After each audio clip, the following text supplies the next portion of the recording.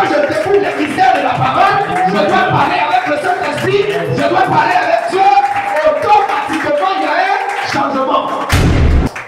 La chair et l'esprit vont changer de position. Amen. Donc, quand la chair et l'esprit changent de position, qu'est-ce qui se passe? Vous vous souvenez qu'il était malade, il avait le sida, il ne suit pas dans la famille. Or, lui, son rôle, c'est de prendre les informations pour faire quoi? Pour les transférer.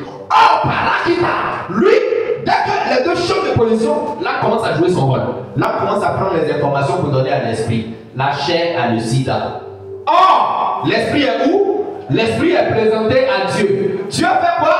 Dieu parle avec l'esprit. Donc quand l'esprit va commencer à présenter le problème de la chair, Dieu entend et Dieu règle.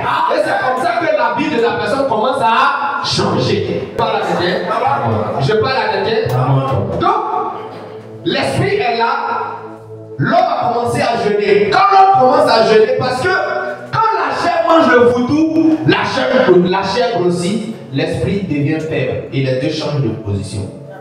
Le plus gros se met toujours devant. Amen. Mais quand l'homme commence à jeûner, l'homme commence à méditer la parole de Dieu, l'homme commence à fuir le désir du péché, qu'est-ce qui va se passer? L'esprit commence à prendre forme et l'esprit se place en dessus. Et quand l'esprit se place au-dessus, la chair va derrière. Donc là, son rôle maintenant, il commence à puiser les informations de la chair pour emmener à l'esprit. Or, on se souvient très bien que la chair, lui, quand on lui envoie l'information, il subit, il ne traite pas. Or, l'esprit, lui, son rôle, c'est de communiquer avec Dieu afin de régler le problème.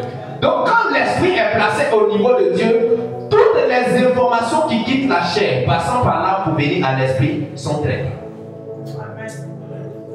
Alléluia. Amen. Les informations sont traitées. On peut acclamer le Seigneur pour le Alléluia. Est-ce que quelqu'un a compris quelque chose? Amen.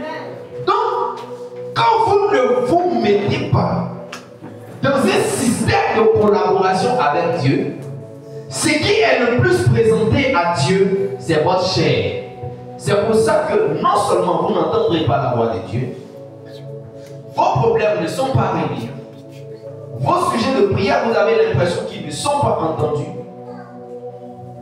Et il y a une paresse. Il y a un truc que le diable vend à tout le monde. Il vend ça même à l'église, même à des pasteurs. C'est la paresse. Non seulement la paresse, mais la fausse imagination, le faux transfert de la parole. Ça veut dire quoi?